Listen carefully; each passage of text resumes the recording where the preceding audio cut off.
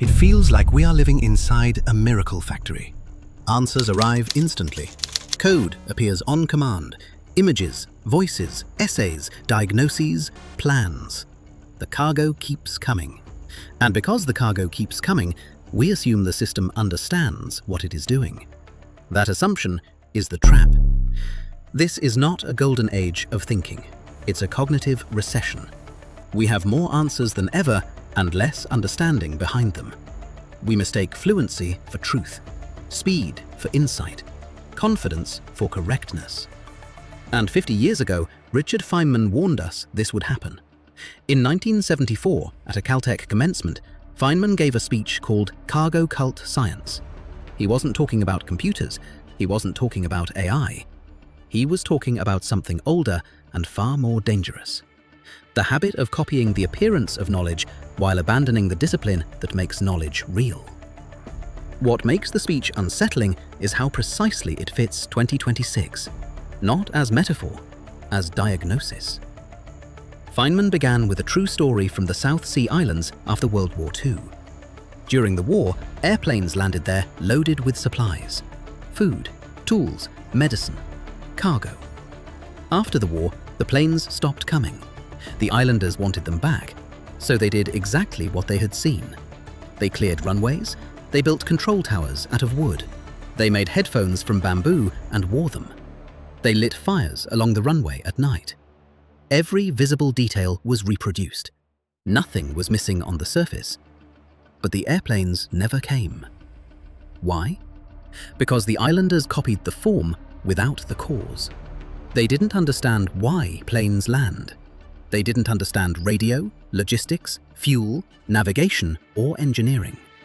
They had the ritual, not the physics. Feynman said this is what cargo cult science looks like. It follows all the apparent rules. It looks right. It feels rigorous. But it doesn't work, because something essential is missing. Now pause here. This is the moment where the story stops being historical and becomes personal. Look at how we use AI today. We prompt it, we get outputs, we refine the prompt. We chain tools together, we build workflows, we ship products. We trust the answers because they sound right, because they resemble knowledge we already believe. But ask the critical question. Do we understand why the answer is right, or are we just lighting fires along a digital runway and hoping the cargo keeps landing? Here is where Feynman's warning sharpens. He talked about experiments with rats running through mazes.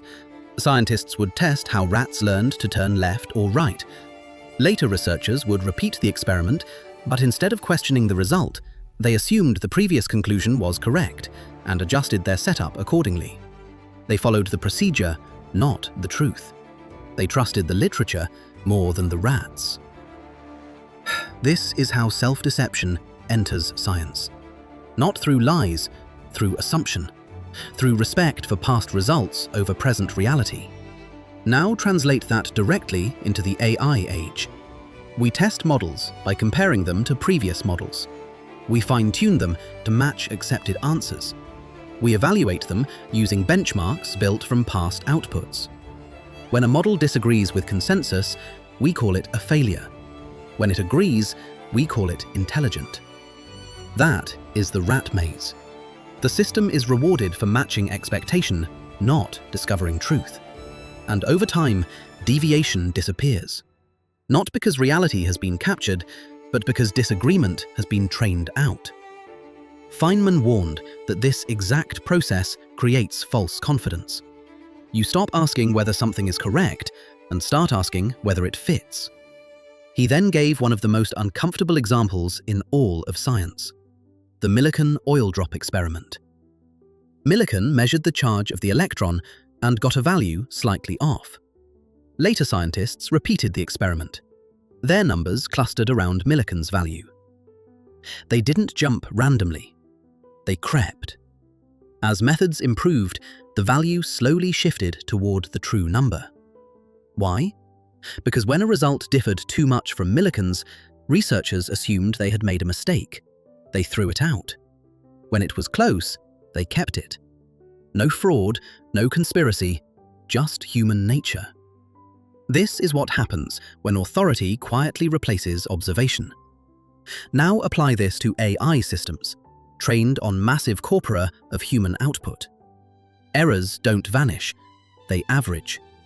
Bias doesn't disappear, it stabilizes. Hallucinations don't stand out when they sound like everything else. And when a model produces a truly novel answer, we often reject it, not because it's wrong, but because it doesn't resemble what we already believe. That is Millikan's oil drop at planetary scale. Feynman's central warning was simple and brutal. You are the easiest person to fool. And if you don't actively fight that, you will fool yourself while thinking you are being careful. So what is the difference between real science and cargo cult science? Feynman said it comes down to one thing: utter honesty. Not honesty in the moral sense, honesty in the intellectual sense. You must lean over backwards to show how you might be wrong.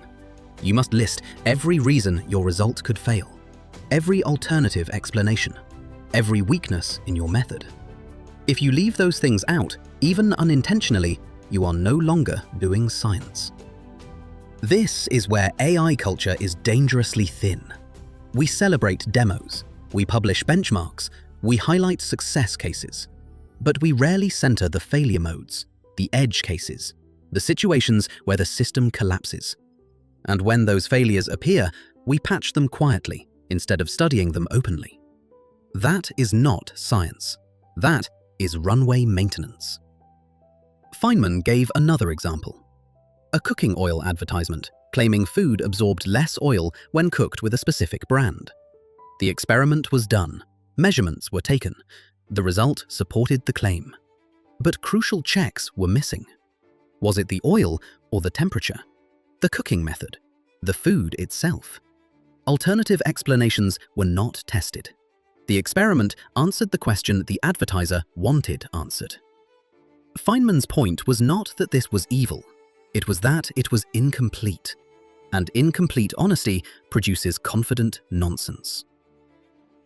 This is painfully relevant today. We ask AI systems questions framed to get useful answers, not true ones.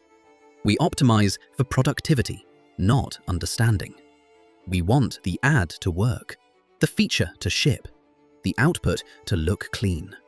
And because it works often enough, we stop asking harder questions. What would disprove this model's claim? When does it fail catastrophically? What assumptions is it hiding? What data shaped this answer? Those questions slow things down. They make people uncomfortable. They threaten timelines. But without them, we are not advancing knowledge. We are stacking rituals. Feynman told the graduates that the responsibility of a scientist is not to authority, funding, or consensus, but to nature. Because nature cannot be fooled. AI systems can be fooled. Humans can be fooled. Metrics can be gamed. Reality cannot.